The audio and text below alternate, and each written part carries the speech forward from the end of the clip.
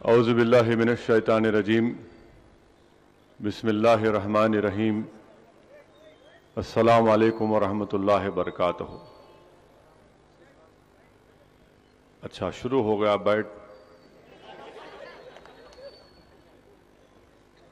بیٹھیے سنیے۔ ابھی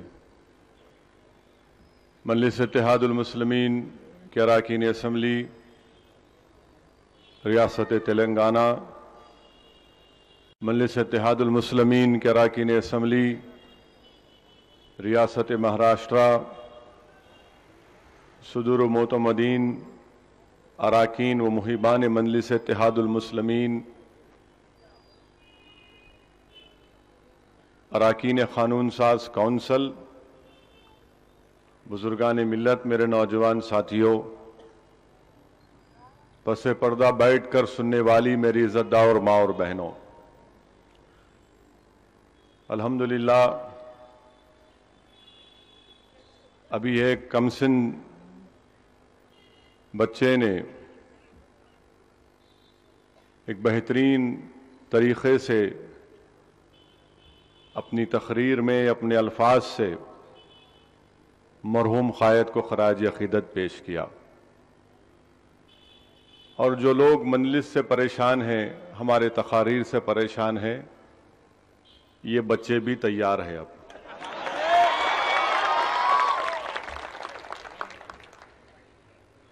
تو ایسا نہیں ہے کہ خالی 1 سٹار بیٹسمین کی ٹیم ہے، یہ یقیناً سٹار تو اکبر ہے، اب تھوڑا بہت ہم بھی کھیل لے رہے ادھر آزو بازو۔ پاشا قادری تو ماشاءاللہ آل راؤنڈر ہے، امتیاز جلیل صاحب مہاراشٹرا میں بیٹنگ اچھی کر رہے، وارث پٹھان آدمی ہے، تو ہم ذرا روک روک کے چھوڑتے ہیں ان کو۔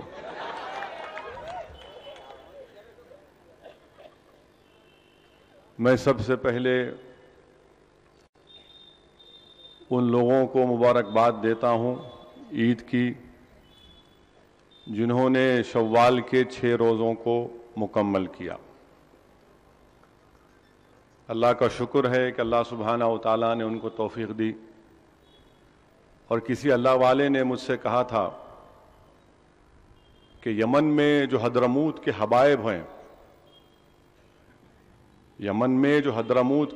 ہیں، وہ عید کے بعد فوراً 6 دن روزہ رہتے، عید الفطر کے بعد، اس کے بعد لوگوں کے گھر کو جا کر عید کی مبارکباد پیش کرتے۔ یہ یمن کے حضرموت کے حبائب کا طریقہ ہے۔ ہمارا طریقہ کیا ہے؟ کوئی مجھے ایک SMS یا کچھ بھیجائے، میرے کو سنائے شاید، اس میں بولنے والا بول رہا ہے کہ آپ تمام کو اطلاع دی جاتی ہے کہ مساجد سے مسلمان لاپتہ ہیں، اور اس میں یہ بھی کہا گیا کہ حرکت الشیطان جو ہے وہ حرکت میں آ گیا ہے، اور اس کے چیف حضرت ابلیس ہیں۔ تو مسلمانوں کو اطلاع دی جاتی ہے کہ حرکت شیطان سے بچیے اور اپنے مسجدوں کو دوبارہ آئیے۔ تو ایسا نہیں ہے کہ رمضان ہو گیا اور آپ خاموش بھول گئے اپنی مسجد کو۔ یاد رکھو، مساجد کو وہی لوگ آباد رکھتے جو اللہ پر اور آخرت پر کامل یقین رکھتے، اور جو اللہ کے سوا کسی سے نہیں ڈرتے۔ تو میرے عزیز دوستو، بزرگوں، مسجدوں کو جاؤ۔ ہم صرف رمضان کی حد تک مسجدوں کو آباد کرنے والے نہیں ہیں، ہم سال کے 12 مہینے اپنے مساجد کو آباد کرنے والے ہیں۔ عزیزان ملت، آپ اور ہم آج یہاں پر اس لیے جمع ہوئے ہیں کہ ایک عظیم قائد کو خراج عقیدت پیش کرنے کے لیے، جس نے اپنی ساری زندگی بے لوث طریقے سے، بے نفس ہو کر، پورے اخلاص کے ساتھ صرف اور صرف اللہ سبحانہ و تعالیٰ کی خوشنودی کے لیے بے زبان عوام کی، مظلوم عوام کی خدمت کی، ان غریب محتاجوں کی آواز بنی، مظلوموں کے ظلم کے خلاف ایوان اسمبلی میں اور ایوان پارلیمنٹ میں ان کی جذبات کی ترجمانی کی۔ اور نہ صرف یہ بلکہ مرحوم قائد سالار ملت نے غریب مسلمانوں کے لیے تعلیم کے میدان میں جو خدمت انجام دی وہ ایک عظیم ریکارڈ ہے، اور کوئی ہندوستان کی سیاسی پارٹی اس طرح کا ریکارڈ پیش نہیں کر سکتی تعلیم کے میدان میں۔ سالار ملت نے دارالسلام میں ITI کو قائم کیا۔ اس وقت کے چیف منسٹر جلنگم وینگل راؤ تھے۔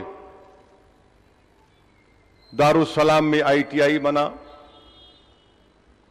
ITI کے بعد این ٹی راما راؤ اقتدار پر آئے تو این ٹی راما راؤ کی پارٹی میں پھوٹ ہوئی، ناڈیلا بھاسکر راؤ چیف منسٹر بنے۔ مجلس سے کہا کہ ہماری تائید کریے، سالار نے کہا تائید کریں گے مگر ہمارے شرائط ہیں۔ ناڈیلا بھاسکر راؤ نے کہا کہ کیا چاہیے آپ کو؟ سالار ملت نے کہا مجھے کاغذ کا ٹکڑا چاہیے۔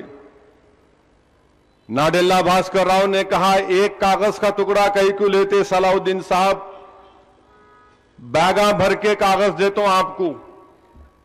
تو سالار نے کہا وہ بیگ بھرے ہوئے کاغذ نہیں چاہیے میرے کو ایک کاغذ کے ٹکڑے پر اس بات کی اجازت دے دو، ہندوستان کی دستور کی دفعہ 30 کے تحت مسلمانوں کے لیے انجینئرنگ اور میڈیکل کالج کھولنے کی مجھے اجازت دے دو۔ جو لوگ گواہ تھے اس گفتگو کے ناڈیلا بھاسکر راؤ سے، وہ خود تعجب کر رہے تھے کہ ایک سنہرا موقع آپ کے سامنے آیا اور سالار ایک کاغذ لینا چاہتے ہیں، وہ بیگ بھر کے کاغذ دینا چاہتا مگر مرحوم قائد نے کہا ایک کاغذ دو۔ ناڈیلا بھاسکر راؤ نے کہا وہ بھی دیتا ہوں، یہ بھی لے لو۔ سالار نے کہا نہیں، ایک ہی کاغذ چاہیے۔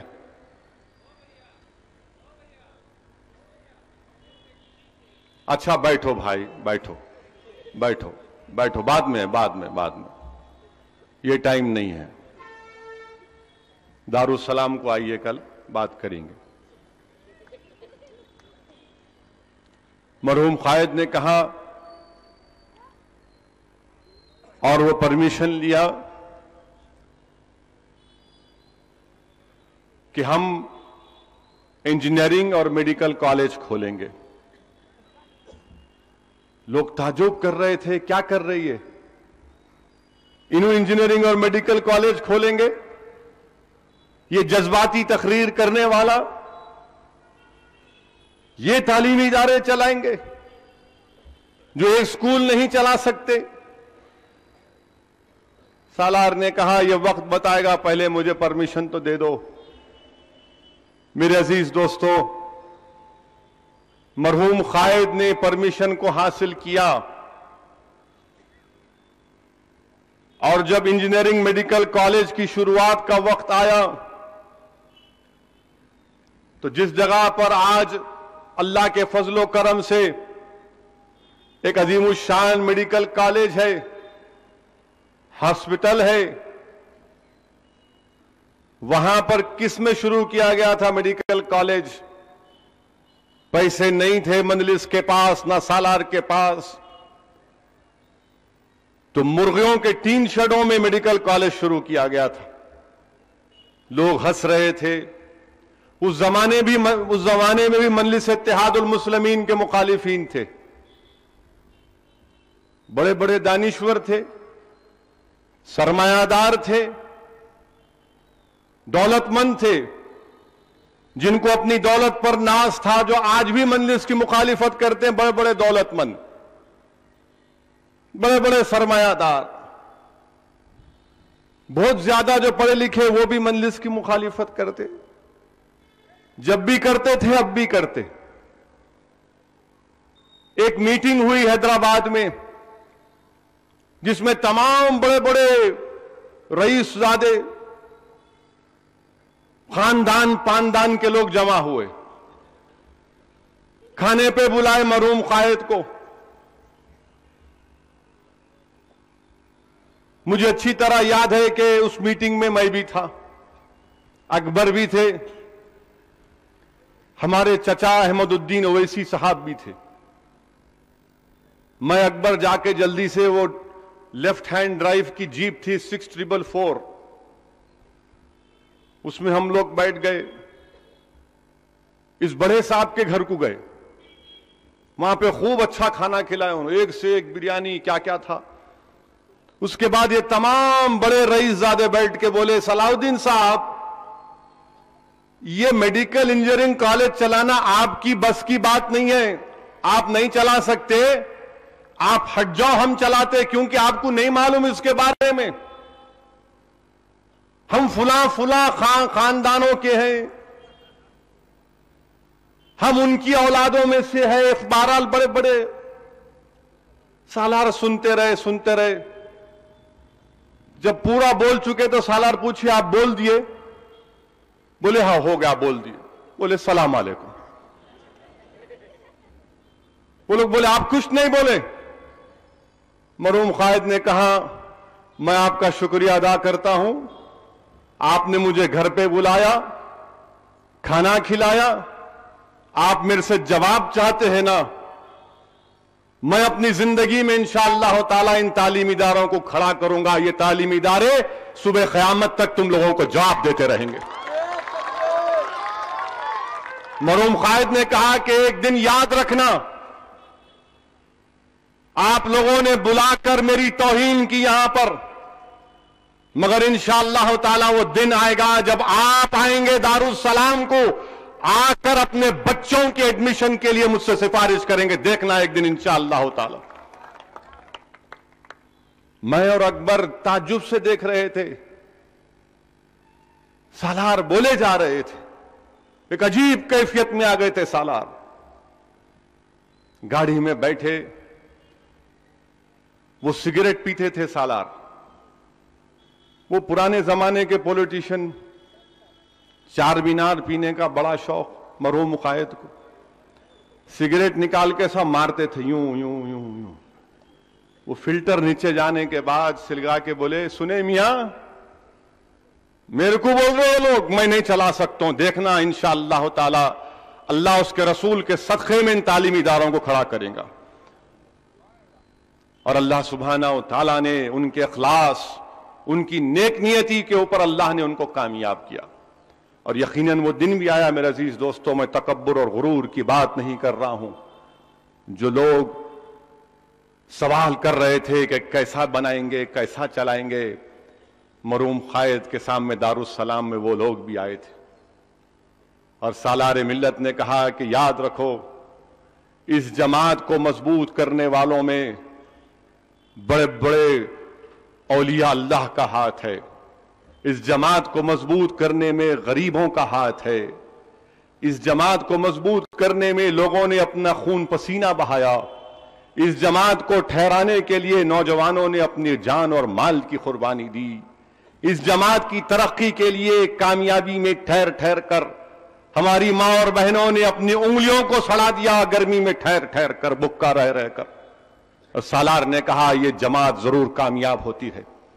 تو آج کے اس جلسے میں اسد الدین اویسی سالار ملت کو خراج عقیدت پیش کرنے کے لیے صرف نہیں کھڑا ہے، اسد الدین اویسی سلطان صلاح الدین اویسی کو سالار ملت بنانے والوں کو خراج عقیدت پیش کرنے کے لیے بھی کھڑا ہے۔ میں سلام کرتا ہوں سرزمین دکن کے ان غریب مسلمانوں کو جن کو ہمارے مخالفین کہتے تھے کہ رکشے والوں کی جماعت ہے، میں سلام کرتا ہوں رکشے والوں کو، اور اگر اللہ دکھائے گا حشر کے میدان میں تو یقیناً وہ رکشے والے اللہ ان کو عزت سے نوازے گا حشر کے میدان میں، جنہوں نے نامصائب حالات میں مجلس اتحاد المسلمین کا ساتھ دیا۔ میں سلام کرتا ہوں ان بزرگوں کو جن کی دعاؤں کی وجہ سے اللہ نے مجلس اتحاد المسلمین کو کامیابی پہ کامیابی دی۔ میں خراج عقیدت پیش کرتا ہوں ان لوگوں کو جنہوں نے کانگریس حکومت کے ظلم کو بھی سہا مگر الیکشن کے دن نکل کر ووٹ دیا مجلس کو۔ آج کے اس خلوت میدان میں مجھے مہاجرین کیمپ کی ہمارے حنیف صاحب کی والدہ کا بھی قصہ یاد آتا ہے کہ جس نے موجودہ اس وقت کے سٹنگ چیف منسٹر کے خلاف سالار ملت کا ہاتھ پکڑ کر انتخابی مہم میں حصہ لیا۔ میں سلام کرتا ہوں اس مرحوم اماں کو، میں سلام کرتا ہوں، خراج عقیدت پیش کرتا ہوں مجلس اتحاد المسلمین کے عظیم سپاہیوں کو، ان عظیم بزرگوں کو جنہوں نے سالار ملت کے ساتھ کھندے سے کھندا ملا کر اس جماعت کو مضبوط کیا۔ چاہے وہ غلام غوث خاں صاحب مرحوم کیوں نہ ہو، چاہے اسماعیل زبی صاحب کیوں نہ ہو، چاہے خواجہ ابو سعید کیوں نہ ہو، چاہے شیخ محمد اختر کیوں نہ ہو، چاہے رحمت حسین زیدی کیوں نہ ہو، ایسے ہزاروں لاکھوں لوگ ہیں جن کو میں جانتا بھی نہیں ہوں، مگر میری اللہ سے دعا ہے کہ اللہ سبحانہ و تعالی ان تمام کی مغفرت فرمائے اور اللہ سبحانہ و تعالی ان کے مقامات اور درجات میں بلندی عطا فرمائے۔ یہ ایک اجتماعی محنت تھی اور ہم کوشش یہی کر رہے ہیں کہ سب کو ساتھ لے کر اجتماعی طور پر ہم کام کریں۔ 1960 میں مرحوم قائد نے بلدیہ کے الیکشن میں کامیابی حاصل کی، ملے پلی سے کامیابی حاصل کی۔ 62 میں مرحوم قائد پہلے MLA بنے اور اس کے بعد اللہ نے مرحوم قائد کو کامیابیوں پہ کامیابیاں عطا کی۔ کیا ہم کو پیغام ملتا ہے سالار ملت کی زندگی سے؟ کیا ہم کو میسیج ملتا ہے؟ کیا ہم کو معلوم ہوتا ہے؟ معلوم یہ ہوتا ہے کہ جو لوگ نیک نیتی کے ساتھ، اخلاص کے ساتھ اللہ کی ذات پر اٹوٹ توکل کر کے کام کریں گے تو یقیناً ان کو کامیابی ملے گی۔ میرے عزیز دوستو، یہی پیغام ہے مرحوم قائد کی زندگی ہم تمام کے لیے ایک مشعل راہ ہے، ہم تمام کی زندگی کے لیے مشعل راہ ہے۔ لوگ پوچھتے کہ مجلس کے مقررین یا MLAs یا MP جہاں کھڑے ہو جاتے جو منہ کو آئے بول دیتے، ان کی زبانوں کو لگام نہیں ہے کیا کریں گے؟ ہماری عادت خراب کر کے گئے سالار، ان کی صحبت میں بیٹھ کے اٹھے، اب کوئی شرابی کی صحبت میں بیٹھیں گا تو شرابی بنیں گا، کوئی جوا کھیلنے والے کی صحبت میں بیٹھیں گا تو جوا کھیلیں گا، کوئی اولیاء اللہ کی صحبت میں بیٹھیں گا، اگر ولی نہیں بنا تو کم سے کم اچھا مسلمان تو بن جاتا، اگر کوئی عالم دین کی صحبت میں بیٹھا تو عالم دین نہیں بنا تو کم سے کم سنت اور قرآن اور سنت کے پیغام کو تو سمجھ جاتا۔ ہم تمام نے سیاست سیکھی تو اللہ کے فضل و کرم کے بعد مرحوم قائد کے پیروں کے پاس بیٹھ کر اسد الدین اویسی نے سیاست سیکھی۔ میں نے ایک بہترین ماسٹر کے پاس بیٹھ کر سیاست سیکھی۔ مجھے سیاست کچھ نہیں معلوم تھا، بیرسٹری کی ڈگری لے کر آنے کے بعد جب حلقہ اسمبلی چار مینار کے لیے نامینیشن داخل کرنے جا رہا تھا تو مرحوم قائد نے مجھے بلایا، میں ملنے گیا، سالار ملت کے پیر چھوا اور کہا کہ میں جا رہا ہوں اپنا نامینیشن داخل کرنے کے لیے۔ تو سالار نے کہا بیٹھو۔ میں بیٹھ گیا۔ مرحوم قائد نے پوچھا تم کو اندازہ بھی ہے تم کیا کرنے جا رہے؟ میں نے کہا میرے کو نہیں معلوم۔ میں نے کہا مجھے نہیں معلوم، میں نامینیشن داخل کرنے جا رہا ہوں، میرے کو سیاست نہیں معلوم کچھ بھی، اور میں اللہ کو جان کے کہتا ہوں کہ مجھے آج بھی سیاست سمجھ میں نہیں آتی۔ میرے کو آج بھی سیاست سمجھ میں نہیں آتی. میں صرف یہ جانتا ہوں کہ کام کرنا ہے. اتار چڑھاؤ یہ داؤ پیچ میرے کو آج بھی سمجھ میں نہیں آتا. سالار نے کہا یاد رکھو تم وہ کام کرنے جا رہے ہو جہاں پر آج سے تمہاری نیند تمہارا چین سکون ختم. تم وہ کام کرنے جا رہے ہو کہ یاد رکھو تم پر الزامات لگائے جائیں گے. تم وہ کام کرنے جا رہے ہو کہ تم کو بہادری کے مظاہرے کرنا پڑے گا. یاد رکھو تم اس راہ پر جا رہے ہو کہ کبھی وقت پڑا تو تم کو اپنی جان بھی دینا پڑے گا یا پھر تمہاری جان بھی جائے گی. اور جب میں یہ سن رہا تھا میں سوچ رہا تھا یہ کیا کیا اب میں اچھا خاصا باہر پڑ رہا تھا. خواہد اس طرح کی کامنٹری کر دیے میرے سامنے. میں تھوڑی دیر کے لیے سوچ رہا تھا. میں کہا یہ تو بڑا مشکل کام ہے. میں آپ کی طرح نہیں بن سکتا سر. تو سالار نے کہا کہ کون کہہ رہا ہے تم کو؟ تم جستجو کرو محنت کرو اللہ پر ٹوٹ بھروسہ کرو اللہ تم کو کامیابی دے گا. میں چلا گیا نامینیشن داخل کیا. اس زمانے کے حالات آپ جانتے کیا سیاسی حالات تھے. انتشار کی کیفیت تھی. بابری مسجد کی شہادت کے بعد پہلا اسمبلی کا الیکشن ہوا.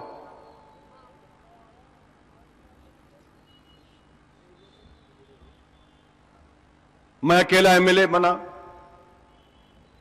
اور جب میں سٹی کالج میں کاؤنٹنگ ہو رہی تھی ہمارے ساتھ ہمارے غفار میاں تھے سابقہ رکن بلدیہ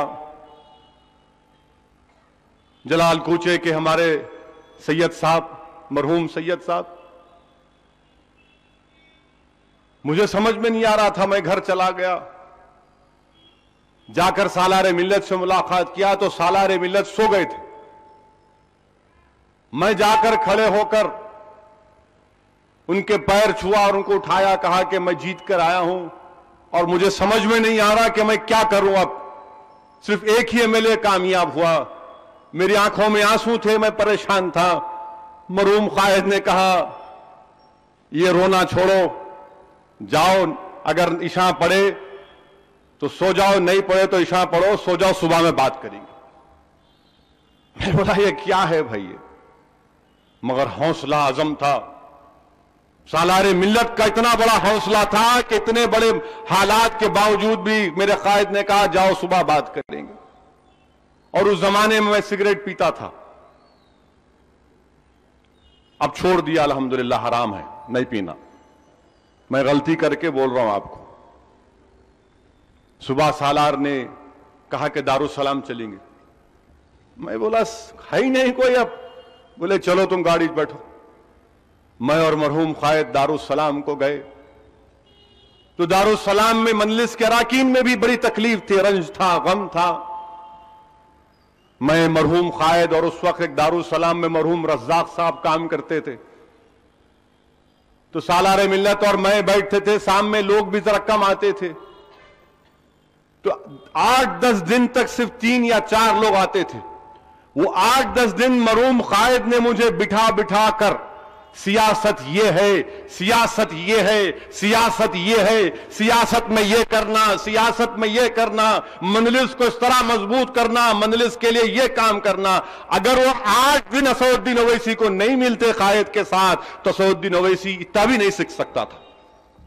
اللہ کی مصلحت اللہ جانتا ہے صحیح کہتے تھے بزرگ. مرحوم قائد نے سمجھایا اور مرحوم قائد نے کہا کچھ نہیں ہوتا. یہ زندگی کے اتار چڑھاؤ آتے ہیں نشیب و فراز آتے ہیں.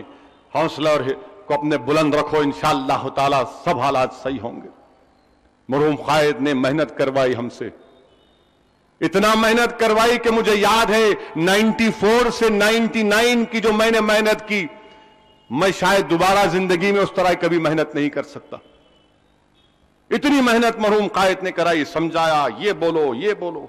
میں تو کوئی مقرر نہیں تھا نہ آج بھی ہوں. خواہ ٹی وی والے میری تقریر دکھا دکھا کے میرے کو پاپولر کر رہے. خواہ دکھاتے میرے کو. मगर मरहूम कायद सिखाते थे। आपको याद होगा, जो बुजुर्ग बैठे हुए यहां पर मेरी बात से मुत्तफिक होंगे कि कई मरतबा असदुद्दीन ओवैसी अपनी तकरीर में अगर कोई गलत बात बोल देते थे तो सालार मिल्लत खांसते थे। उनका खांसना भी ऐसा होता कि शेर पुकार रहा, यानी इशारा मिलना कि अब खत्म करो, गलत बोल रहे। अजीज दोस्तों, इस कायद ने बड़ी मेहनत की, बड़ी बड़ी कुर्बानियां दी। सालार मिल्लत ने आंध्र प्रदेश के अजलाओं का इतना दौरा किया। अल्लाह रहमत हुसैन जैदी की खबर को नूर से भर दे कि रहमत हुसैन जैदी साहब 45-50 डिग्री गर्मी में गाड़ी चलाते थे। हैदराबाद से आदिलाबाद, हैदराबाद से सिरपुर कागज नगर, हैदराबाद से रामागुंडम, हैदराबाद से बिदर, हैदराबाद से गुलबर्गा, जलसे करना, वापिस आना।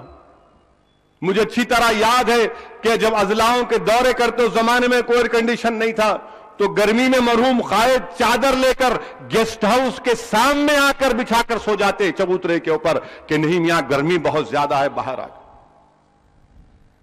बड़ी मेहनतों के बाद ये जमात इस मुकाम पर पहुंची मेरे अजीज दोस्तों। और अगर सालार के जमाने में सोशल मीडिया रहता ना, तो ना कोई असद को सुनता ना अकबर को सुनता, उनको याद करते थे खाली। उस जमाने में सोशल मीडिया नहीं था, टेप रिकॉर्डर थे, लोग रिकॉर्ड करके सुनते थे। आज भी है पुरानी तकारीर, सुने तो आदमी पे जज्बात और एक नई जान पैदा हो जाती उसमें। बहरहाल मरहूम कायद ने अपनी जिंदगी का हर लम्हा मजलिस इत्तेहादुल मुस्लिमीन की मजबूती में लगाया। लोग कायद को फिरका परस्त कहते थे, तो कायद ने बताया कि 1960 में हमारे 16 अराकीन बल्दिया मुंतखब हुए थे, जिसमें 2 दलित थे। 1960 में 2 दलित थे। कहां कम्युनल थे? 1960 में 2 दलित थे। आलमपल्ली पोचिया को मरहूम कायद ने मेयर बनाया। 5 साल में 3 मरतबा मेयर बनाया। मेरे अजीज दोस्तों, मजलिस इत्तेहादुल मुस्लिमीन की जो पॉलिसी रही वो मजलूम अवाम को साथ लेकर चलने की रही। मजलिस इत्तेहादुल मुस्लिमीन ने कभी भी फिरका परस्ती के मजाहरे नहीं किए। मजलिस ने कहा कि हां, मुसलमान मजलूम है, इनसे इंसाफ होना चाहिए। कौन सी गलत बात है? आज कांग्रेस वाले हमको बहुत बोलते। अब सुनो जवाब। दारुस्सलाम में कौन आए थे? दारुस्सलाम में शिवशंकर साहब के पार्लिमानी इलेक्शन की तायीद के लिए दारुस्सलाम की सरजमीन पर मोहतरमा इंदिरा गांधी को आना पड़ा। आज हमको आप बोल रहे, ठीक है, याद रखो अल्लाह सुब्हानहू व तआला ने चाहा तो तारीख दोहराएगी इंशाअल्लाह ताला, तारीख दोहराएगी इंशाअल्लाह ताला। आज हम पर उंगलियां उठाने वालों देखो तुम। और मरहूम कायद को कई मरतबा जेल जाना पड़ा। मुझे मरहूम कायद की उस तकरीर के अल्फाज याद आ रहे। मेरे ख्याल से पाशा खादरी भी जेल में काफी गए सालार के साथ, और पाशा का काम यह था जेल में कि सालार को नात पढ़ के सुनाना। आप लोग नहीं जानते, बेहतरीन नात पढ़ते पाशा, इसलिए बोला ऑलराउंडर है इन्हों। तो सालार जेल से निकलने के बाद किसी जलसे में तकरीर कर रहे थे, तो बोले अभी अभी जेल से आया, इनके दामाद थे हम फुला के, अभी जेल से आया मैं। और मरहूम कायद अपने वलवलांगेज बयानात के जरिए लोगों में उम्मीद और लोगों में एक जज्बा लड़ने का पैदा करते थे कि जमहूरियत के दायरे में रहकर अपने हुकूक को हासिल करो, जमहूरियत के दायरे में रहकर अपने हुकूक को हासिल करो, अपने मसाइल को हल करो। मेरे अजीज दोस्तों, असदुद्दीन ओवैसी कभी सालार मिल्लत नहीं बन सकता। सरजमीन दखन का कोई भी आदमी सालार नहीं बन सकता। ایک ہی سالار ہوتا ہے, اس کے بعد کوئی نہیں بن سکتا. ہاں, ان کے راستے پر چل کر ان کو بہترین خراج عقیدت پیش کر سکتے ہم, مگر کوئی یہ کہے گا کہ نہیں میں اب ماڈرن ڈے سالار ہوں, تو میرے بھائی آسمان ہے وہ اور تم کچرے کے ڈھیر پہ کنکر اسد الدین اویسی ہے جو کچرے کے ڈھیر پر ہے.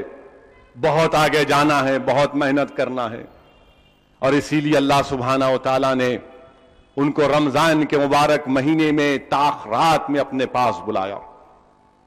مرحوم قائد رمضان کے مہینے میں اس دنیا کو چھوڑ کر گئے, اور معصوم مراد آبادی نے اپنے مضمون میں سالار ملت کے اوپر لکھتے ہوئے ایک شعر لکھا تھا, تمہیں کہتا ہے مردہ کون تم زندوں کے زندہ ہو. یقیناً سالار ملت زندہ ہیں اپنے ان خدمات کے ذریعے.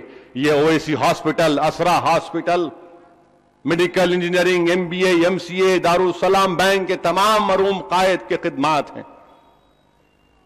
یہ سالار ملت نے کیا. جب مرحوم قائد پر الزامات لگے تو سالار ملت یقیناً تھوڑا غمگین تھے, تکلیف میں تھے, مگر سالار نے کہا کہ انشاءاللہ تعالی تمام یہ بادل چھٹیں گے انشاءاللہ تعالی. اللہ حق کو سامنے رکھے گا. اور دنیا نے دیکھا, بلکہ ان ظالموں نے مجبور بھی کیا مرحوم قائد کو اپنے سر پر قرآن رکھ کر قسم کھانے کے لیے, مگر دنیا نے دیکھ لیا جنہوں نے جھوٹے الزام لگائے اللہ نے ان کو ذلیل اور رسوا کیا. اب تک ذلیل اور رسوا ہو رہے الحمدللہ. میرے عزیز دوستو, مرحوم قائد کی خدمات کو ہم کبھی نہیں بھول سکتے, اور ان کو بہترین خراج عقیدت پیش کرنے کا طریقہ یہ ہے کہ ہم جدوجہد جاری رکھیں, کسی حکومت کے ظلم سے نہ ڈریں, حق کے راستے کو نہ چھوڑیں, دشمن کی طاقت کو دیکھ کر مروب نہ ہو جائیں بلکہ مقابلے کے لیے تیار رہیں, کیونکہ کامیابی دینے والا اللہ ہے. ہم وہ آقا کی امت ہیں جو طاقت یا قوت کے بلبوتے پر نہیں بلکہ اللہ کی قدرت پر کامیاب ہوتے ہیں.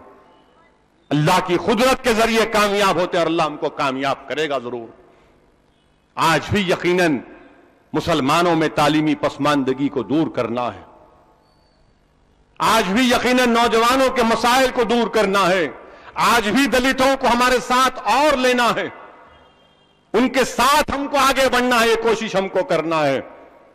ایک عالم پلی پوچھیا پرکاش راؤ ستیہ نارائن نہیں بلکہ ہزاروں کی تعداد میں عالم پلی پوچھیا, اور دلتوں کو ہم کو ساتھ لینا پڑے گا.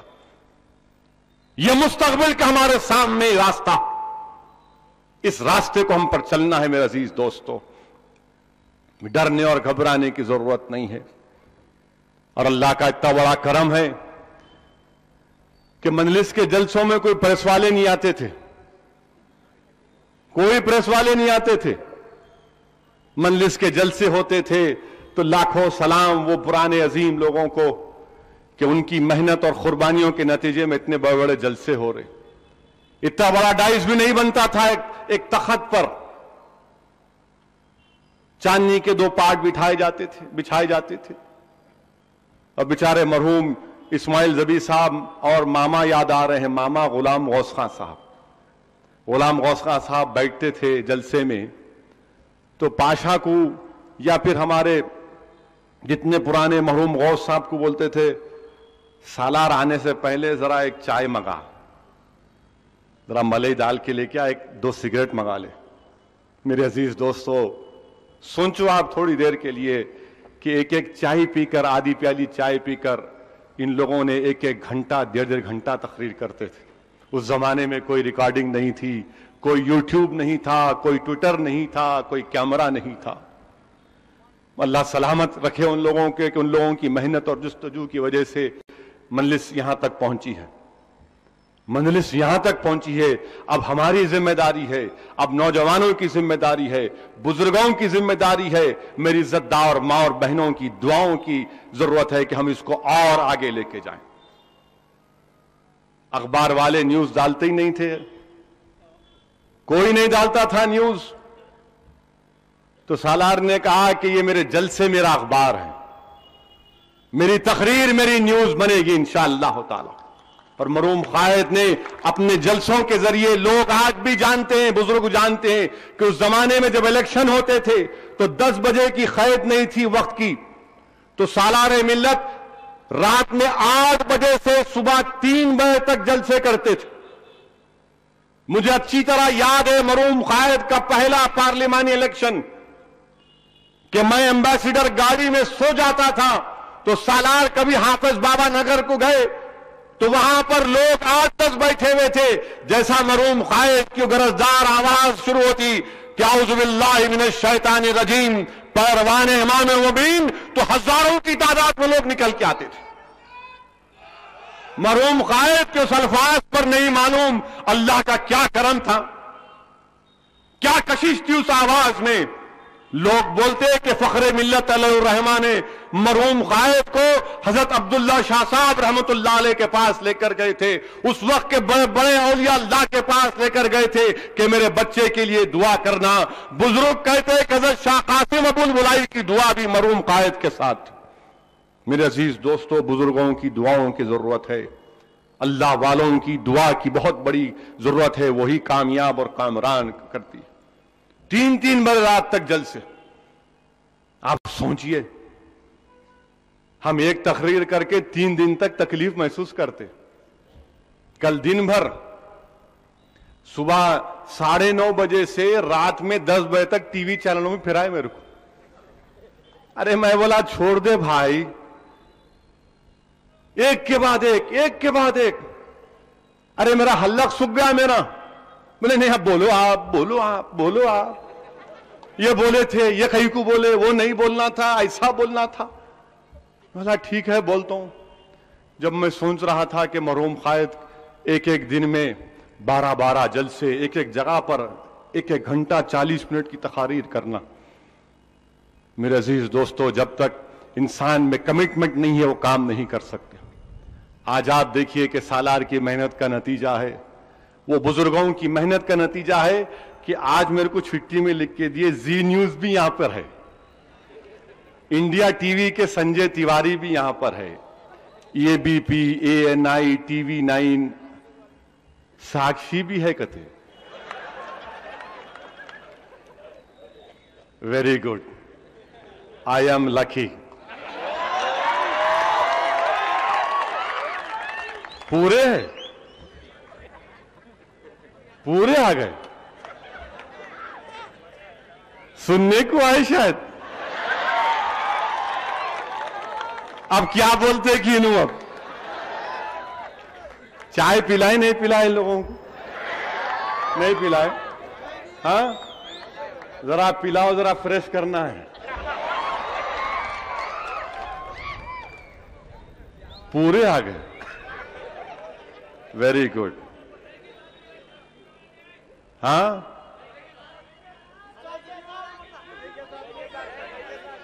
ملئی کے ساتھ پلانا بول رہے سنجے تیواری تمہارے کو چاہے۔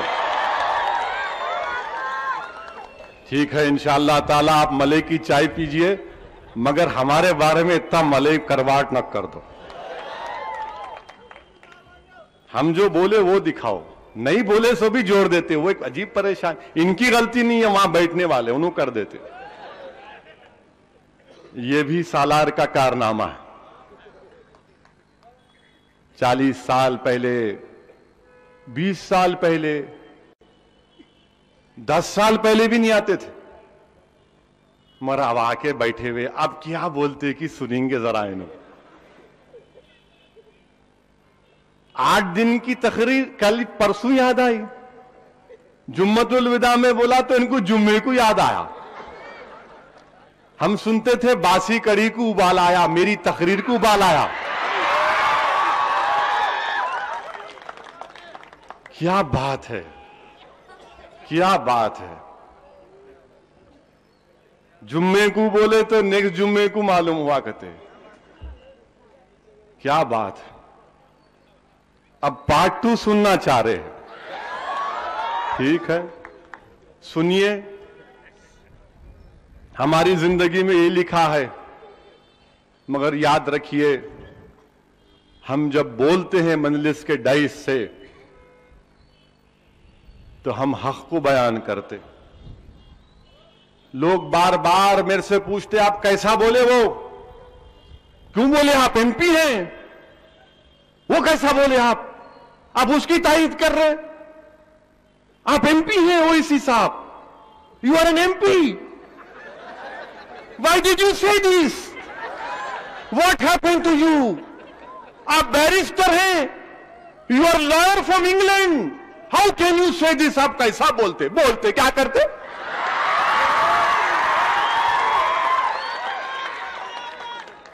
क्या पढ़े लिखे होना तो क्या गूंगे हो जाना? इसलिए सालार हमारे को एमएलए का टिकट दिए, इसीलिए सालार हमारे को बोले काम करो। सालार बोले जान जैसा है वैसा मुकाबला करना, जो जैसा मुकाबला करना चाह रहा वैसा मुकाबला करो, जबान से तो जबान से, दूसरा बोल तो दूसरा भी, नो प्रॉब्लम, हम एवर रेडी है। मगर क्यों बोले नहीं, ये कैसा बोले, अरे क्या बोले भाई, नहीं क्यों बोले आप?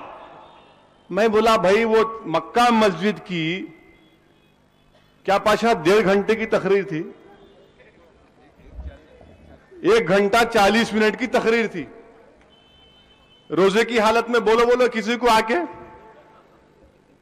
बोलो बोलो, बड़े बड़े तकरीर करने वाले हैं ना मित्रों, बोलो 1 घंटा 40 मिनट मित्रों, पीते पानी गुटू गुटू गुटू गुटू गुटू गुटू, भाइयों बहनों, भाई इसको नको दिखाओ,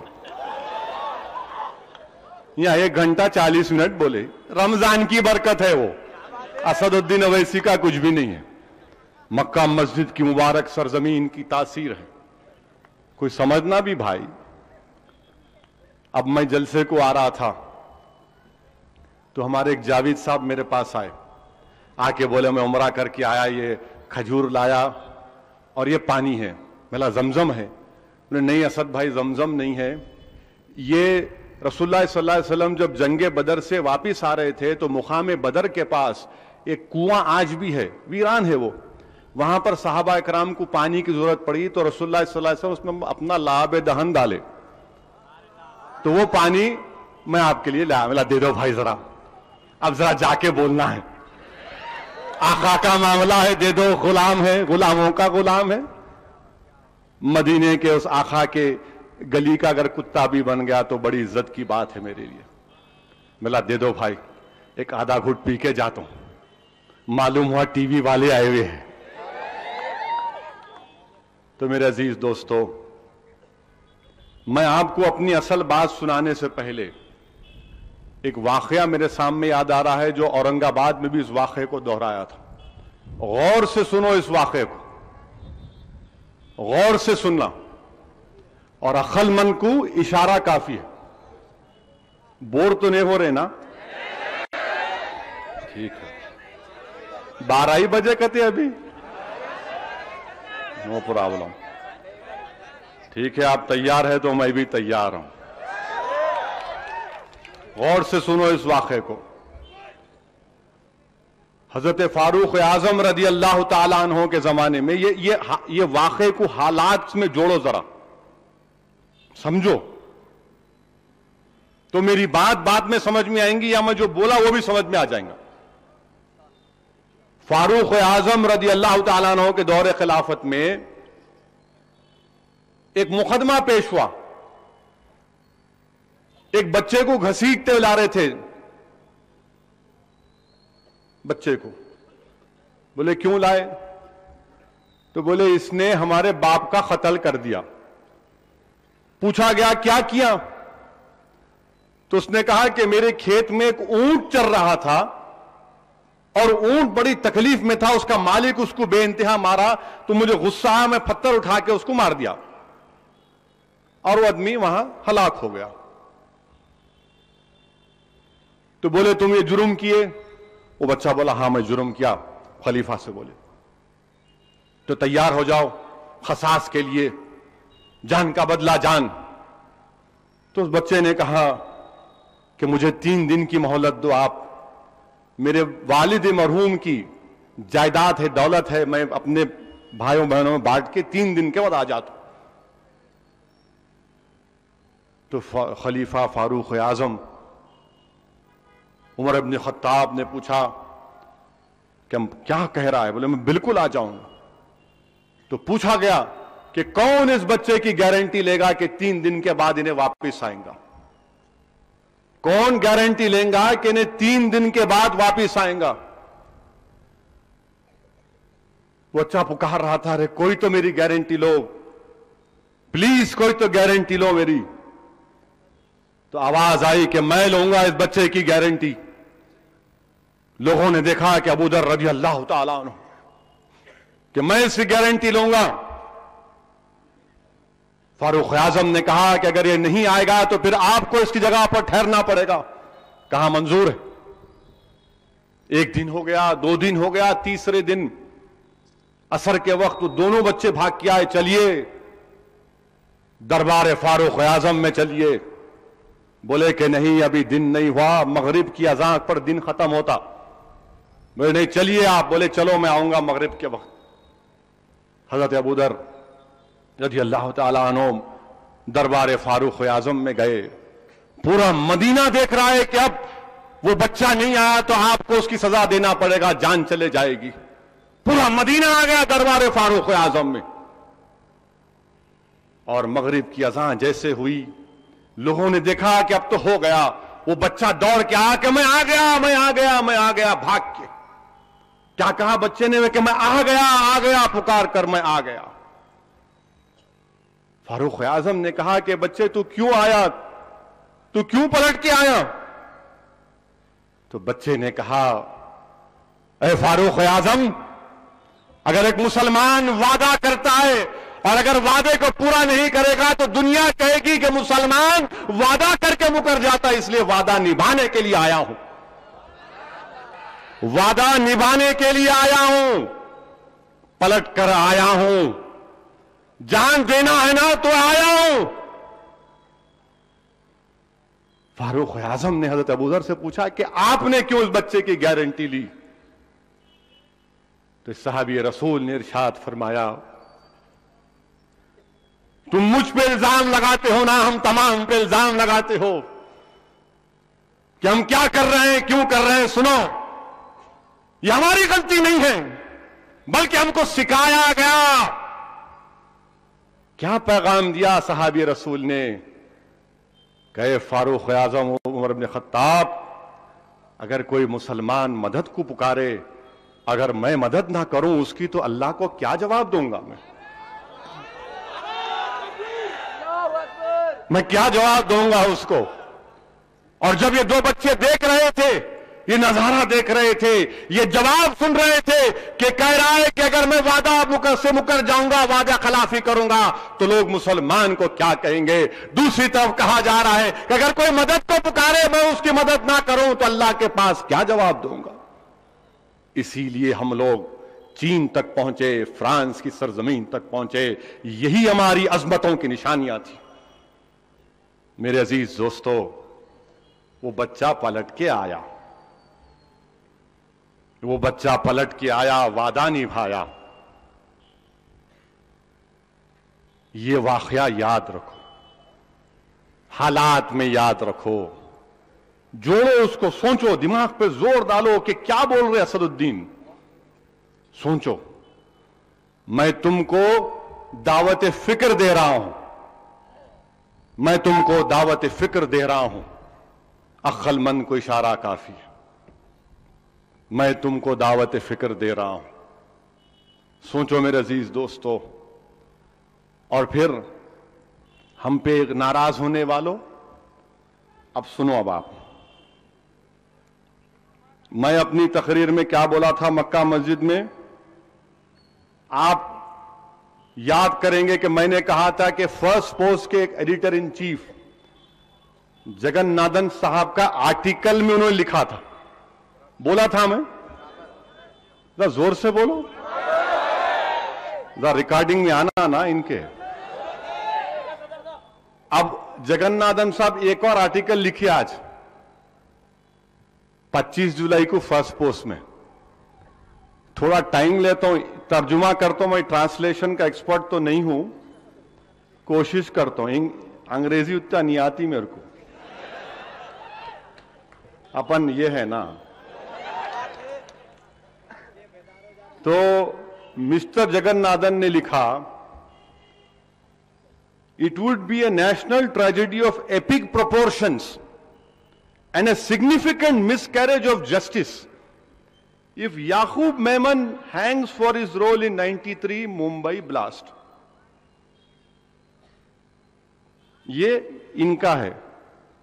तर्जुमा क्या है कि ये कौमी सानिया होगा, नेशनल, मेरे अल्फाज नहीं है। देखो संजय तिवारी, हमारे एएनआई वालों, मेरे अल्फाज नहीं है, बोल देना उन लोगों तो इन्हू बोले, इन्हू बोले, इन्हू बोले, इन्हू बोले, सब मैं बोल रहा हूं, कोई बोल रहा ही नहीं, गूंगे हो गए पूरे, मुंह में जबान ही नहीं है किसके। क्या कहा mister Jagannath? It will be A national tragedy of epic proportions, कौमी सानिया होगा। ये अंग्रेजी के सही थोड़े खरीब खरीब अल्फाज है। अगर याकूब मेमन को उसकी सजा देंगे 93 में, मेरे नहीं है, मेरे नहीं है, इन्हों बोल रहे, मेरे को भी अच्छा लग रहा, मैं एग्री कर रहा हूं, जुर्म है। ये आर्टिकल में कहा। अब सेकेंड पैराग्राफ में उन्होंने बोलते कि फैक्ट्स नाउ इमर्जिंग और री emerging in the public domain show how badly the legal system has failed in Memons case. First paragraph के 3 लाइन, नए नए फैक्ट्स, नए नए सबूत सामने आ रहे आवाम में, पब्लिक डोमेन में, और ये बता रहे कि लीगल सिस्टम कैसा इस केस में फेल हुआ। इन्हों गद्दार है, इन्हों टेररिस्ट है। अब बोलो, क्या बोलते हैं टीवी वाले, बोलो तुम कि जगन्नाथन गद्दार है क्या? असदुद्दीन ओवैसी के जबान से निकला हुआ लफ्ज मुखालिफिन को गद्दारी की बू आती नहीं। मेरे दोस्त, हिंदुस्तान हमारा है, हमारा था और रहेगा, ये हमारे बाप की सरजमीन है।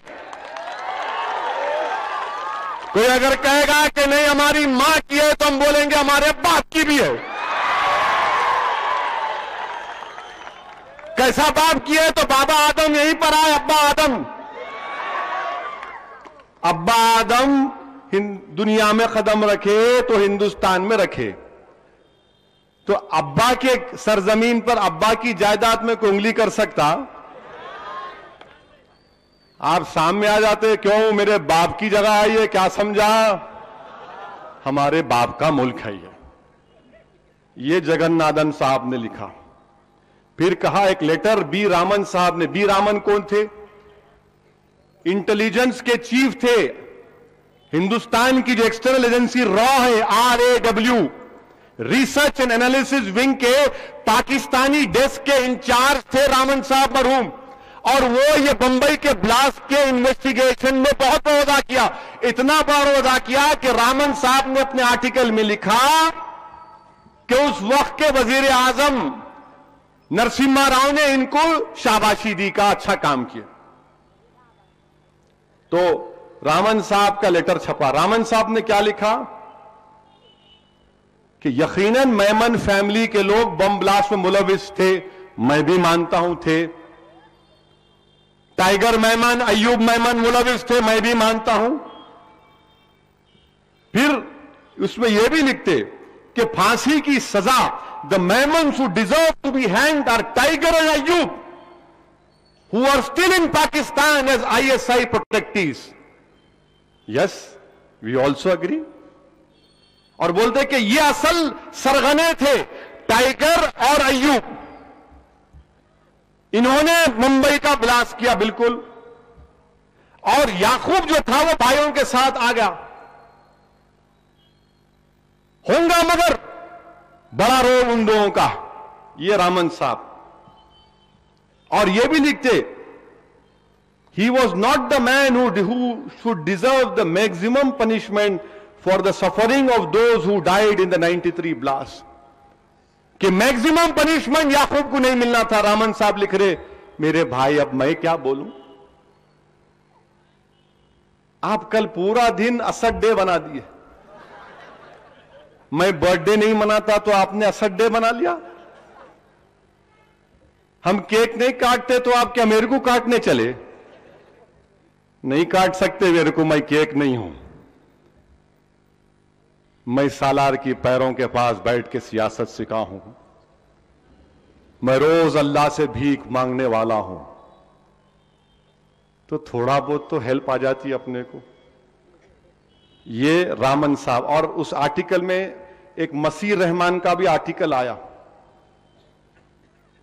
مسیح رحمان لکھتے کہ جو میمن فیملی واپس آئی ان کو سی بی آئی مدد کری، ان کو سی بی آئی مدد کری. دیکھو تقریر بورنگ ہو جا رہی، مر ذرا سنو سمجھو.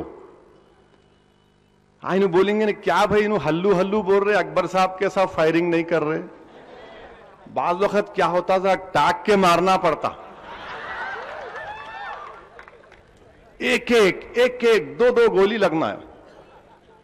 آپ کسی کو پانی کا خطرہ ڈالو، ٹک ٹک ٹک ٹک، تو پانی کا خطرہ جب گرتا نا تو کیا کرے. امریکہ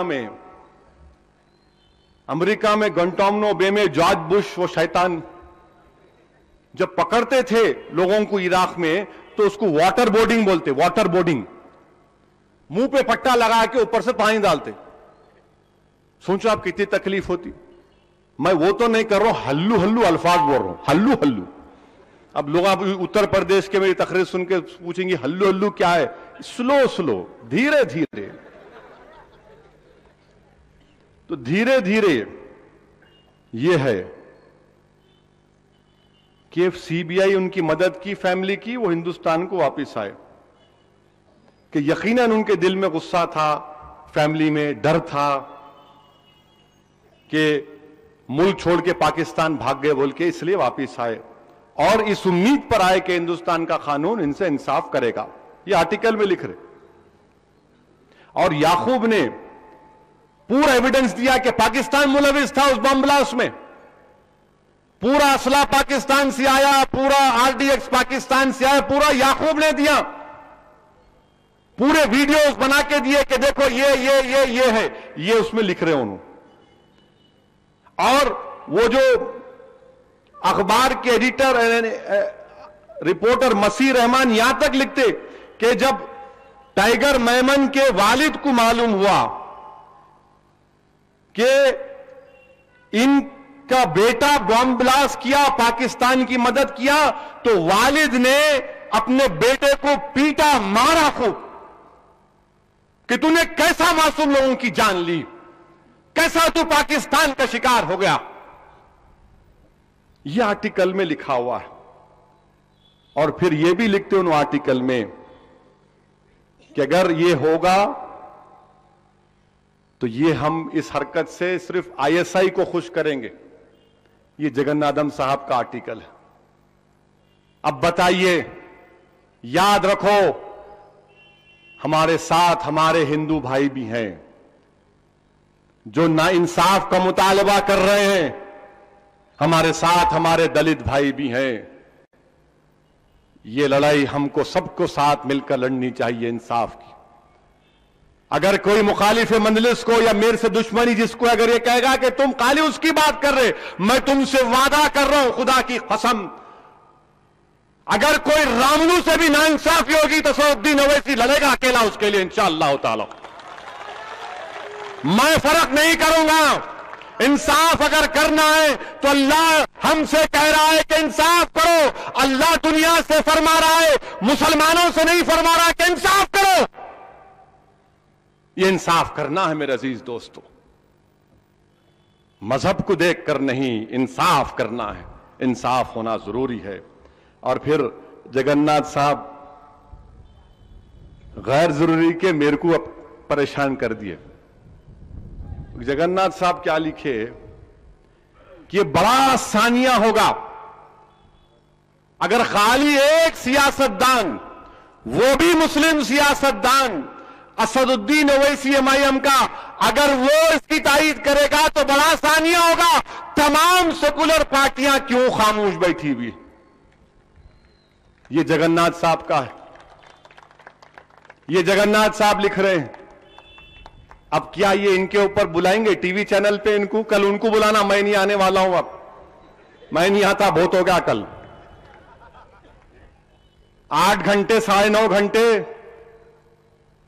यहां से जी टीवी के प्रसाद बोसेकर बोल रहे वहां चले जाओ, संजय तिवारी बोल रहे वहां जाओ, आज तक कौन बोल रहा वहां पहुंच जाओ। मैं बोला क्या तो भी है कि टेनिस का बाल हूं, यहां से वहां जाने को? भूखा सुबह से लेकर रात तक। नमाज हम पढ़ रहे टीवी स्टूडियो में, मिला चलो अच्छा है टीवी स्टूडियो में नमाज पढ़ रहे अपन। हेडलाइंस टुडे के टीवी स्टूडियो में बोला मगरिब पढ़ना है मेरे को, बोले पढ़िए। मेरा अल्लाह अकबर। बोला चलो आपकी सरजमीन अच्छी हो गई, क्या करेंगे? मैं बोला थोड़ा पानी तो पिला दो। मगर मेरे अजीज दोस्तों, ये हो रहा है। अब फैसला आप कर लीजिए, फैसला हुकूमत को करना है। हम अदालत के फैसले को मानते मेरे भाई, क्यों नहीं मानेंगे अदालत के फैसले को? मगर हम क्या बोल रहे? हम ये बोल रहे, फिर से दोहरा रहा हूं, टीवी वालों की बेनिफिट के लिए दोहरा रहा हूं, क्लियरिटी के लिए। मैं क्या कह रहा हूं? क्या यह बात झूठ है कि पंजाब के मौजूदा चीफ मिनिस्टर सरदार प्रकाश सिंह बादल साहब उस वक्त के सदर जमहूरिया मोहतरमा प्रतिभा पाटिल के पास जाकर बैन सिंह के कातिल के लिए लीनियंसी की अपील करे? नहीं करे? क्यों करे अगर वो कातिल है? सिटिंग चीफ मिनिस्टर को मारा हो बैन सिंह को, मगर सिटिंग चीफ मिनिस्टर अब का जाके सदर जमहूरिया से कहता है कि बैन सिंह के कातिल को माफ कर दो, राजौन्ना को माफ कर दो। वो एंटी नेशनल नहीं है, असदुद्दीन ओवैसी एंटी नेशनल है। अच्छा, उन्होंने दूध के धुले हुए है। याद रखो, ये तुम्हारा इंसाफ सही नहीं है। सिटिंग चीफ मिनिस्टर को मार दिए, आप मदद कर रहे। तमिलनाडु की मौजूदा चीफ मिनिस्टर के पास हिंदू अखबार की तस्वीर उठाकर देखो कि एक राजीव गांधी का कातिल है, उनकी मां मौजूदा चीफ मिनिस्टर से नमस्ते करके बोल रही मेरे बच्चे को बचा लो। अगर उस जगह पर असदुद्दीन की फोटो होती तो मुझे गोली मार देता कोई अब तक। कि कैसा तुम तायीद करो उसकी? ये तुम्हारा इंसाफ गलत है। तुम कातिलों की तायीद करोगे, तुम दहशतगर्दों की जाकर तायीद करोगे। मैं सिर्फ ये कह रहा हूं इंसाफ करो, तो तुम मुझे कटहरे में खड़ा कर देते। और याद रखो, ये मेरी आवाज नहीं है, हिंदुस्तान के इंसाफ पसंद हिंदू भाइयों की आवाज है। यह हिंदुस्तान के इंसाफ पसंद दलित भाइयों की आवाज है। यह हिंदुस्तान के इंसाफ पसंद मुसलमानों की आवाज है। इंसाफ करो। अगर वो करे तो ऑल राइट, हम करें तो not good. What is this? This is not good. आप करेंगे तो बहुत अच्छा, हम करेंगे तो नॉट गुड। कैसा करे? You are N MP. हो भैया, अब भी मालूम है मेरे को एमपी हो बोल के, आप वोट नहीं डाले, ऐसे ही बन गया मैं। आप इतने पढ़े लिखे? मला हो अब बीच मालूम हुआ मैं, मेरे को बैरिस्टर की डिग्री है। भूल गया था मैं, गफला हूं, भूल गया था। आप याद दिलाए तो याद आ गया मेरे को। Thank you. आप इतना अच्छा बोलते हो, पर आज ही सिखा, अब तक हिज्जे कर रहा था मैं। क्या बात है, क्या मजाक हो रहा है ये ठीक नहीं है। यकीनन हम कोर्ट के फैसले को मानेंगे। क्यों नहीं मानते? कोर्ट के फैसले को नहीं मानते? माने ना। इसलिए बोले बाबरी मस्जिद का फैसला सुप्रीम कोर्ट जो करेंगी कबूल है। बोले नहीं बोले हम लोग? बोले हम कोर्ट के फैसले को क्यों नहीं मानेंगे? मगर सियासी जमातें जो नाटक कर रही है, पॉलिटिकल पार्टियां, ये नाटक हो रहा है। बीजेपी वाले बोल रहे असदुद्दीन ओवैसी एंटी नेशनल है, तो मैं तुमको चैलेंज कर रहा हूं बीजेपी वालों, तुम बैन सिंह के कातिल को फांसी पे लटकाओ। फिर اگر میں جھوٹ بول رہا ہوں تو تم کو چیلنج کر رہا ہوں، تم پنجاب میں بی جے پی کے ساتھ پاور میں ہو یا نہیں ہو؟ تم ٹیررزم کی زیرو پالیسی تمہارے پاس اگر ہے تو پروف کرو اس کو۔ ہاں میں تمہارے لیے خراب ہوں، مانتا ہوں دنیا کا سب سے خطرناک بدترین گناہگار میں ہوں، تم سب سے اچھے ہو نا تو کر دو پھر۔ نہیں کریں گے۔ کانگریس والے ہم پہ بھی بول رہے، کانگریس کے ایک لیڈر کشمیر کے، نام نہیں لیتا، بڑے آدمی ہے بہت، چڑ جائیں گے انہوں بولے دیکھو وہ اسی کمیونلزم کرتے، یہ بھید بھاؤ کی پالیٹکس کرتے، کیا ہے ان کا؟ ہاں آپ الیکشن ہارے میری وجہ سے، بی جے پی جیتی وہاں پہ میری وجہ سے۔ بھائی صاحب بی جے پی کا غصہ بی جے پی بھی نکالو، ہمارا طرف کئی کوار ہے، کدھر آ رہے آپ؟ نہیں انہوں کرے تو کہ آپ مدد کیوں نہیں کرتے؟ انصاف کا کم سے کم مطالبہ کرو۔ نہیں بولیں گے، ووٹ بینک ہے نا، ووٹ بینک ہے، ووٹ بینک نہیں بولتے، بولیں گے تو ناراض ہو جائیں گے لوگ، ووٹ بینک ہے۔ میرے کو آج تک کے ٹی وی چینل پر ایک بی جے پی کے لیڈر نے کہا کہ آپ مہاراشٹرا میں کامیابی کے لیے کر رہے، میلا سنو، مہاراشٹرا کی پوری مجلس کو قربان کر دوں گا میں انصاف کے لیے، مجھے مہاراشٹرا میں مجلس نہیں چاہیے، مجھے ہندوستان میں مجلس کی ضرورت نہیں ہے، اگر تم انصاف کر دو گے۔ انصاف کرو، کون روک رہا؟ ہم کو مہاراشٹرا سے کیا مطلب؟ جب ہم نے کہہ دیا ابا کا ملک ہے تو مہاراشٹرا کیا ہے؟ باپ کا ملک کہاں؟ میں نے باپ کا ملک ہے یہ۔ انصاف کرو، آپ غلطیاں آپ کر رہے ہیں، آپ ہم کو بتا رہے ہیں، سکھا رہے ہیں، یہ تو ہمارے کو کیا معلوم تھا؟ معلوم ہوا، پڑھے تو معلوم ہوا، جگناتھ صاحب لکھے، جوتی پنوانی لکھے، بڑے بڑے جرنلسٹ لکھے تو معلوم ہوا۔ اوف ہم خامخواہ سمجھ رہے تھے اپن ہی پریشان، غلطی میں انہوں بہت بڑے غلطی میں یہ کام ہو رہا ہے۔ ہم آپ سے یہی کہہ رہے ہیں کہ دیکھو اس جانب، اور اگر کوئی یہ بول رہا ہے کہ وہ جو 250 لوگ مرے آپ ان کی تکلیف کو نہیں دیکھ رہے، جھوٹ بول رہے آپ۔ میرا تعلق اس دین سے ہے، اور فخر کے ساتھ کہتا ہوں کہ میرا تعلق اس دین سے ہے جس نے ساری دنیا کو پیغام دیا کہ ایک معصوم انسان کو مارنا سارے انسانیت کو مارنے کے برابر ہے۔ جب میں اس دین کو ماننے والا کیسے ان لوگوں کے مرنے پر ان کی شہادت کو بھول جاؤں گا؟ مجھے یاد ہے 250 لوگوں کی شہادت، اس میں مسلمان بھی مرے بام بلاسٹ میں۔ ہم ان کے مرنے کو ڈیگریڈ نہیں کر رہے، ہم آپ سے کہہ رہے ہیں دیکھو تمہارے ایگزامپلز کو سامنے رکھ رہا ہوں۔ جب 250 لوگوں کی مرنے کی بات کر رہے ہیں تو پھر دسمبر 92 میں، جنوری 93 میں 1000 لوگ مرے، جس میں 550 مسلمان اور 400 کے قریب ہمارے ہندو بھائی تھے۔ ان سے انصاف نہیں کریں گے آپ؟ ان کا کلوزر نہیں ہوگا؟ بتاؤ ان کا کلوزر کیا ہوگا پھر؟ اور پھر آپ بولتے بھول جاؤ نا، کب تک یاد رکھیں گے؟ ارے ہندوستان آگے بڑھ گیا، ایسپریشنل انڈیا ہے۔ مسٹر اویسی آپ کب تک بابری مسجد کو یاد کرتے؟ ایک نیا جنریشن سامنے آ گیا، ان کے امیدوں پر آپ ان کو پورا کرو، یہ نئے جنریشن کو ڈیولپمنٹ دکھاؤ، یہ نئے جنریشن کو وہاں پر لے کر جاؤ۔ میں ان سے کہوں گا نیا جنریشن میں اتنی طاقت ہے کہ وہ اپنا راستہ خود بنائیں گے انشاءاللہ تعالی۔ نیا جنریشن اتنا طاقتور ہے، یہ سوشل میڈیا، یوٹیوب، فیس بک کا جنریشن ہے۔ اللہ ان کو ہم سکھائیں گے، ان سے ہم سیکھ رہے نہیں۔ بابری مسجد کو بھول جانا کہتے، کیوں بھولیں گے؟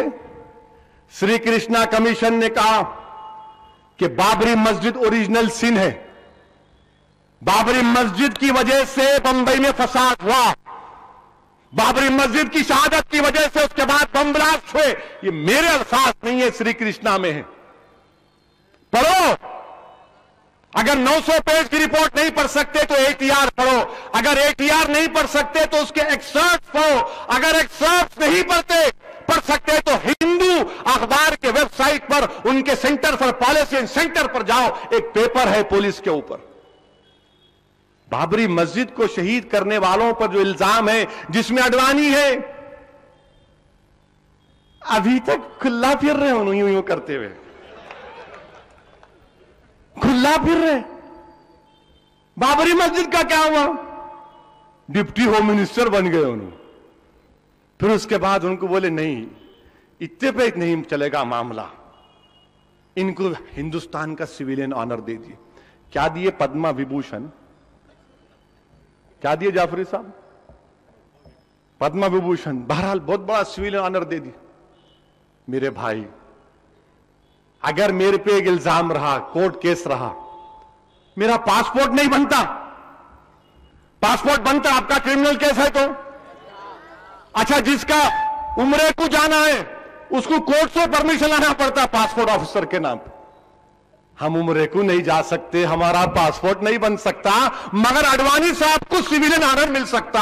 واہ رے تمہارا انصاف، واہ رے تمہارا انصاف، سبحان اللہ، واہ کیا انصاف ہے آپ کا کہ ہمارا پاسپورٹ نہیں بن سکتا، کسی ہندوستانی کا پاسپورٹ نہیں بن سکتا اگر کرمنل کیس ہے، مگر آپ اگر بابری مسجد کے ایکیوز ہیں تو آپ کو آنر مل سکتا۔ یہی بول رہے ہیں نا آپ، یہی تو کہہ رہے ہیں آپ۔ ارے کیس چلاتے 1992 6 دسمبر کو بابری مسجد شہید ہوئی، 2002 چلا گیا، 2015 میں آ گئے، اب 23 سال کب تک ہوں گا بھائی؟ یہ مقدمے جلدی ختم کر دیا آپ، بم بلاسٹ کے ختم ہو گئے، اچھا ہوا، کیس چلا پورا، مگر یہ چل رہا، بھی دیکھیں گے، کل دیکھیں گے، پرسوں دیکھیں گے، یہ حیدرآباد کا پرسوں ہوگا، پرسوں بات کریں گے بولتے نا اپن، وہ پرسوں آتا ہی نہیں، پھر چل رہا قصہ۔ یہ بتائیے انصاف ہے کیا؟ یہ انصاف نہیں ہو سکتا۔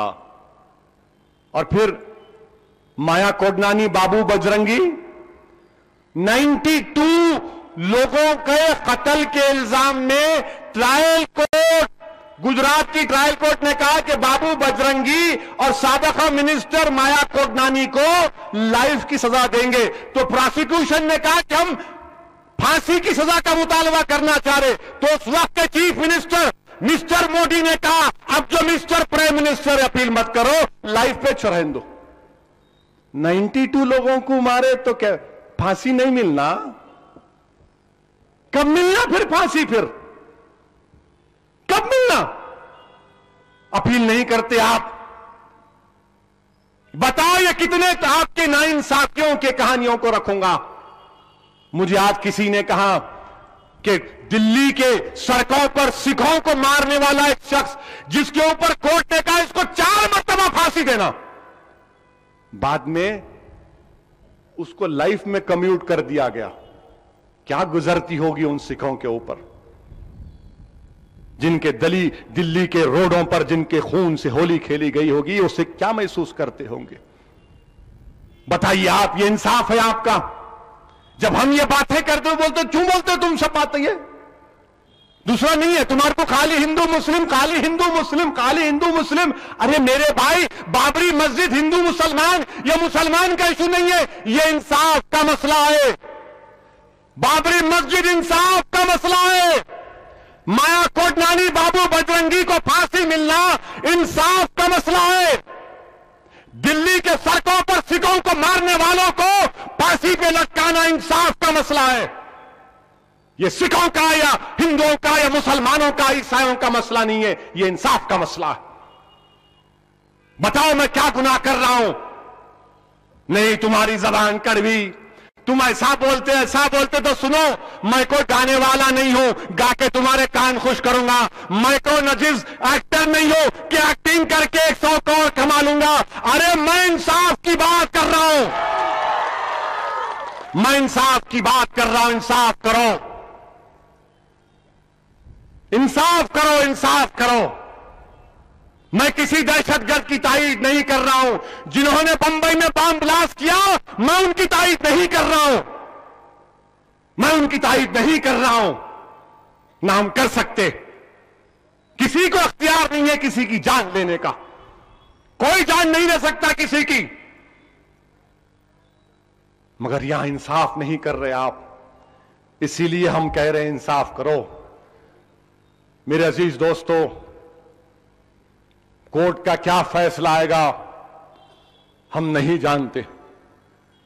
مگر ہم نے جب بابری مسجد کے تعلق سے فیصلہ کیا، پرسنل لا بورڈ نے فیصلہ کیا کہ جو فیصلہ آئے گا سپریم کورٹ کا ہمارے لیے قابل قبول ہوگا. جب ہم نے اللہ کے گھر کے فیصلے پر کہہ دیا کہ جو سپریم کورٹ کا فیصلہ آئے گا ہمارے لیے قابل قبول ہے، تو جو بھی فیصلہ آئے گا ہمارے لیے قابل قبول ہے. اور یاد رکھو میرے عزیز دوستو، امن کو قائم رکھو. امن بگڑنا نہیں چاہیے. امن بگڑنا نہیں چاہیے. کوئی امن نہیں بگڑے گا انشاءاللہ تعالی. مگر یاد رکھو، ہندوستان کی تاریخ میں لکھا جائے گا. لوگ یاد رکھیں گے بابری مسجد کو.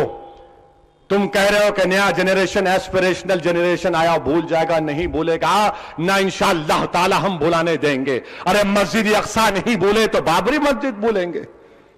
ابو جہل کو نہیں بھولے تو جو لوگ بابری مسجد کو شہید کرنے والے تھے ان کو بھول جائیں گے. نہیں بھولیں گے انشاءاللہ تعالی.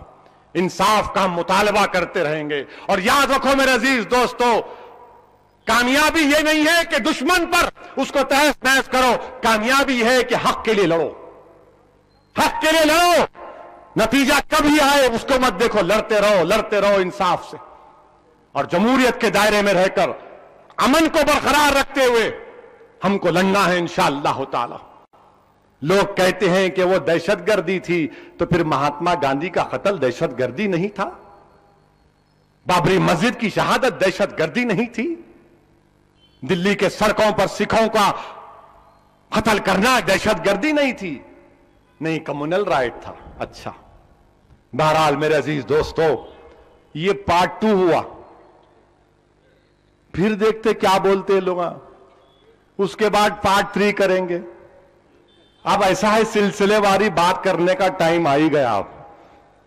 اور ہم بولنے سے پیچھے نہیں ہٹتے. بہت بول سکتے ہم. اتنا بول سکتے کہ تھک جانا. پر اچھا، آج ایک بات یاد آئی. آج پرائم منسٹر بہار گئے کتے. کیوں ہنس رہے بھائی؟ نام لیتے کہ ہنس رہے تم لوگ؟ جوک ہے کیا؟ خطرناک لوگ ہیں جی یہ. نام لیتے کہ ہنس رہے؟ اب ڈر ہے نہیں ہے. ڈر تو نہیں ہے نا؟ سبحان اللہ، الحمدللہ.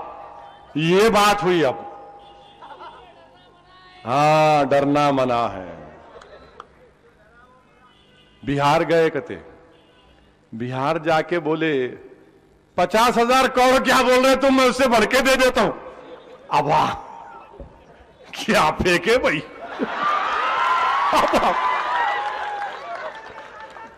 50,000 کو اس سے بڑھ کے دے دیتا ہوں میں. پہلا ایسا کروں. پہلا کیا ہے بھائی؟ 50,000 کروڑ دے دیتا ہوں میں، اس سے بڑھ کے دے دیتا ہوں. کیا بات ہے. اکانومی گرو نہیں ہو رہی.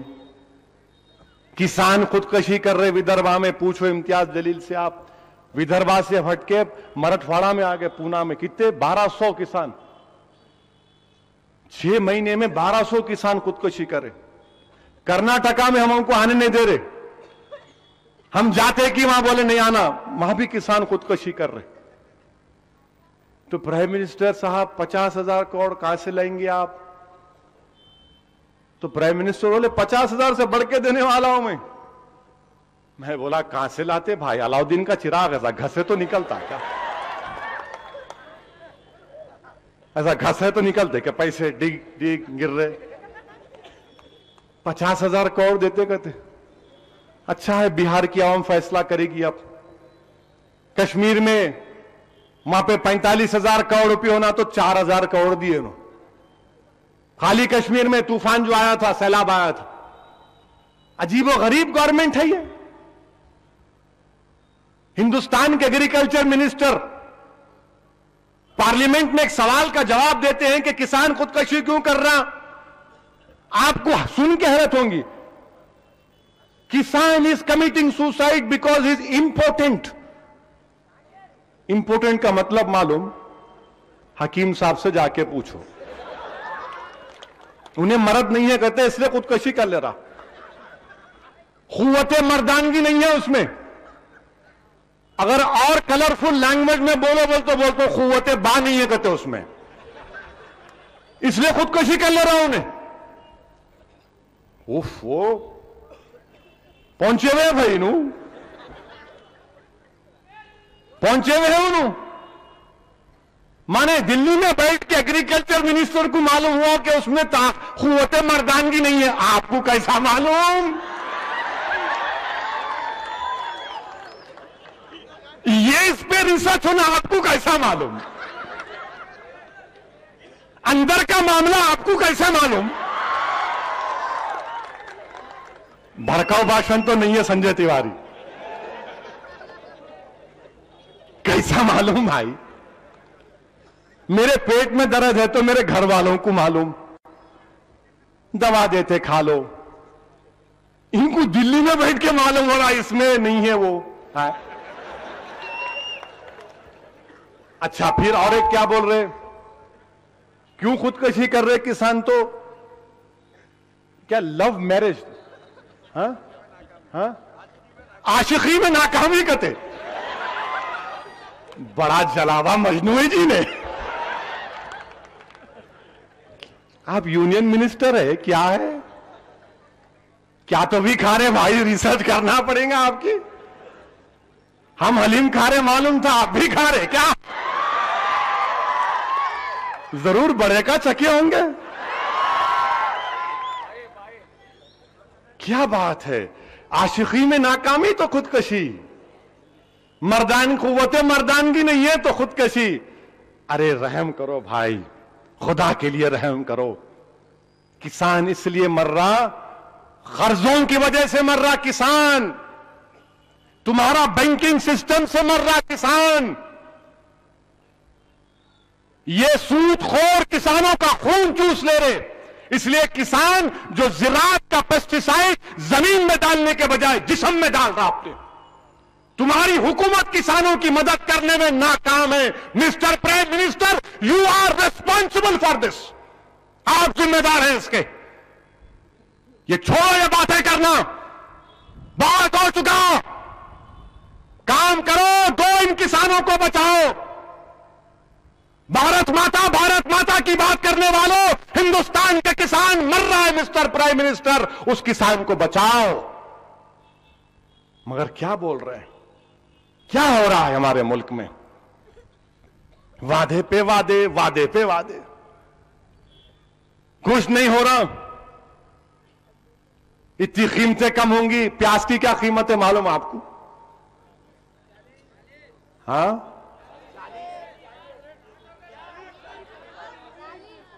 میں سیاستدان ضرور ہوں, میرے کو معلوم پیاز کی قیمت.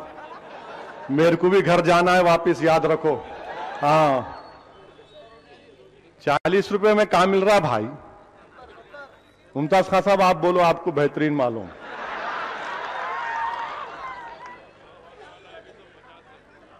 صحیح بول رہے, 60 روپے. بڑے آنسواں نکل رہے ہمارے کو پرائم منسٹر صاحب. اب آپ کی آنکھوں میں بھی آنسو آئیں گے. جب غریب کی آنکھ میں آنسو نہیں, خون نکلتا اس کی آنکھ سے, تو سیاستدانوں کے, اقتدار کی کرسیوں پر بیٹھنے والوں کے وہ تمام پائے کمزور پڑ جائیں گے. جب غریب کی آنکھ سے آنسو نکلیں گے, خون نکلے گا. جب غریب خودکشی کرے گا, یاد رکھو اقتدار پر بیٹھنے والوں, تمہاری کرسیاں ہل جائیں گی جب غریب مرے گا. اور یہی ہونے والا ہے انشاءاللہ تعالی. میرے عزیز بزرگوں, دعا کرو کہ اللہ سبحانہ و تعالی ظالموں کو اپنے ظلم میں اللہ روک دے ان کو. اور ہم کو ڈرنے اور گھبرانے کی ضرورت نہیں ہے. عدلیہ کے فیصلے کو قبول کرنا ہماری ذمہ داری ہے. بحیثیت ہندوستانی ہمارا فریضہ ہے, اور بحیثیت ہندوستانی ہمارا فریضہ یہ بھی ہے کہ انصاف کے لیے لڑنا. جب تک ہم زندہ رہیں گے بابری مسجد بولیں گے, جب تک ہم زندہ رہیں گے گجرات کا انصاف کا مطالبہ کریں گے, جب تک زندہ رہیں گے فرقہ پرست طاقتوں سے مقابلہ کرتے رہیں گے, جب تک زندہ رہیں گے آنکھوں میں آنکھیں ڈال کر RSS کو روکتے رہیں گے. یہی ہمارا کام ہے اور یہی بہترین خراج عقیدت ہے مرحوم قائد سالار ملت کے لیے. وآخر الدعوانا الحمدللہ رب العالمین.